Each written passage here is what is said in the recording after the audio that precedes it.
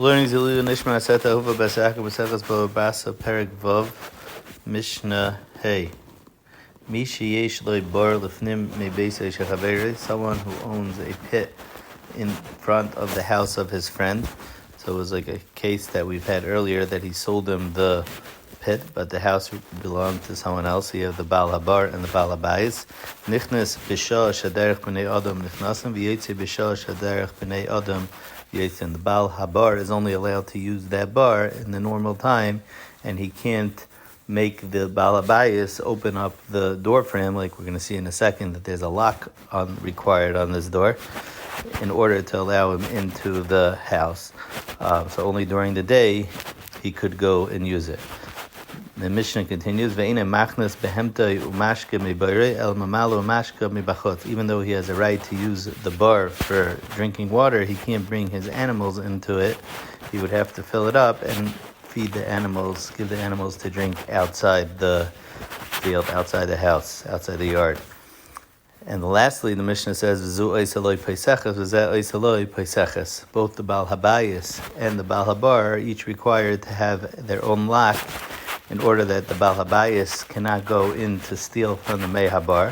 That the Gemara says that's the Pashut one. I understand that reason. The Gemara asks, how come there has to be a lock that the Baal Habar can't go into the house? And the Gemara says it's because of Cheshad Ishtay, that we're afraid that if people see the Baal Habar keep on going into this guy's yard, they're going to spread rumors on the wife of the Baal Habayis, and therefore we say that there has to be a lock. And the Rashbam explains there is no chashash of him stealing from the house because the Ishta is home and she'll watch to make sure that nothing gets stolen from the house. Mishnah Vav. If someone has a garden in front of the garden of his friend, so there's the Gan HaChitzain and the Gan HaPnimi. The only way to get to the Gan HaPnimi is to first walk through the Gan HaChitzain. The Mishnah 4 halachas. Number 1, similar to what we had in the last Mishnah, Nichnas B'Shah Shaderech B'nei Adam Nichnasim Yetze B'Shah Shaderech B'nei Adam Yetzin.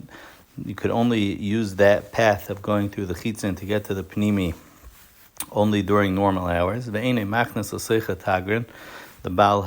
Gan HaPnimi can't bring merchants through the yard because it was only given to him.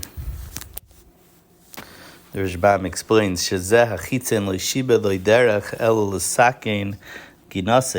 the only reason the Baal Chitzin allowed him to go through his gan to the inner garden is only to fix up the inner garden, to go pick his own fruits. Avalamidi, the Einit Tzarech Hagina, something that has nothing to do with the yard, bringing in merchants. He is a mishabedim, and therefore the third halacha is also true. You can't use it as a shortcut to get to another yard. And lastly, the fourth halacha is hachitzin zereyas haderech, the pathway to get to the panimi.